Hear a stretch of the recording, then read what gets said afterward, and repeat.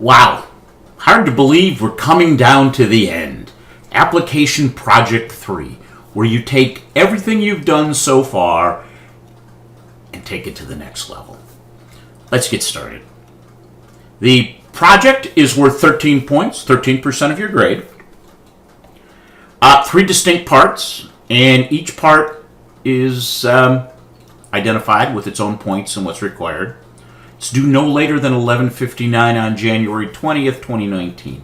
Earlier submission is encouraged. I'll be reviewing and grading as they're submitted, and same format as in the past. If you're not sure, contact me for help. This project covers everything that we've covered so far. Update your application project to include the following topics. The preceding items should be incorporated in an integrated manner. You're telling a story. So when you want to read it and say, could someone understand what you're saying without the instructions there? You should tell a story about the company, its financial strengths, weaknesses, where it has been, where it is heading. Again, about quantitative and qualitative. You collect, organize, present, analyze, and tie together. Same thing we have been doing, consistency. How will it be graded? The same way we have in the past. It's really it's all of this. It's not just one. You can be as accurate as can be, but if you can't organize it and present it, you can't go deep enough or integrate the topics, you haven't done. Let's start with risks. You're going to review the 10K and prepare a list of the risks outlined in the 10K. So first we're going to identify what those risks are that the company says. Then we're going to go through them, okay, and make some decisions which ones are more probable than possible. They're all possible, but which ones are more probable and which ones would expose the company to the biggest dollar risk? And think revenue, okay? Think revenue. What are those risks that are going to affect revenue? Then select the 3 greatest risks and identify which category on the income statement would be most impacted. Sales or revenue, cost of goods sold, personnel expense, occupancy, other expenses, or taxes. So let's just take a brief look. I went through the 10K of STLD and I listed all of these. Now, there's a lot of them there, okay? So what I did is I went through them and say which ones of all of these that are here is the most important.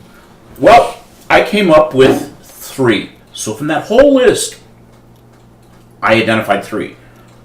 The U.S. or foreign trade policy affects the amount of steel coming in. And there's pending and future trade cases. There's just everything is around this trade policy and tariffs. Then there's the steel making capacity around the world. And the last one would be slower than anticipated economic growth or the risk of a new recession, okay, which would reduce demand for products. So these are the 3 risks that they really have to STLD. Next one is the technicals. Now, to complete this, you probably should look at make sure you have gone through Module 7 on equities. So you're going to create one chart for 1 year and one chart for 3 years. You can use big charts, you can use the Wall Street Journal or any other source you would like. The chart should be in candlestick format, show the 50-day and 200-day moving average, indicate the earnings release date. And then interpret what is that trend. The next thing we're going to do is take a look at the technicals. Now, this is discussed in Module 7 Equities as to how. So basically, we need a chart for 1 year and chart for 3. Chart should be in the candlestick format, showing 50-day and 200-day moving average indicate the earnings release dates, so we can see if there's any movement in the significant movement in the stock caused by earnings. Interpret what the trend is telling you. Here's an example of Steel Dynamics, and as we can see, here is the blue is the 200-day moving average. The black is the 50-day. So what we can see is that over the past year, it's on a downward trend. Earnings announcements, as you can see, have not caused a major increase in the stock price. But what we're seeing is a slight movement up. So what I would say, it's been on a downward trend over the past year, as the 50-day moving average has been below the 200, blue being the 200, black being the 50-day. Earnings announcements, here, and here, have not had a material impact on the stock price. In the past 2 months, the stock has been trading slightly over the 50-day, but hitting resistance at the 200-day, with the 50-day providing support. Okay. Here's another example of it at the 3-year chart. The last part, 3 points, is 4. And that's where we sort of pull this all together. What's the current PE ratio? What is the forward? What are the estimated earnings per share for the next 3 years? What's the estimated price range for the stock price for next year? What is the median estimated stock price? Based on your review of the company and strategies that you have reviewed, is it reasonable? Explain why. Now, let's just take a look at how to come up with the current PE and what the forward PE is. Okay, the price to earnings ratio, PE, it's the price of the stock at a point in time divided by earnings per share, expressed as a number with 2 decimals. The resulting quotient is saying that for every dollar of earnings per share, how much is the market valuing the company? So it's the company is valued based on the multiple of earnings. And there's wide variations based on future earnings too. So we really have 2. It's the trailing PE, TTM, computed on 12 months trailing EPS, historical. Forward is computed on estimated earnings. So it's a ratio. We have both a numerator and a denominator. Where do you get the estimates? Well, if you go to the Wall Street Journal, you put in your stock symbol, and what you're going to do is you're actually going to come out with, here are the estimated earnings. Make sure you're hitting annual. See this thing here, annual?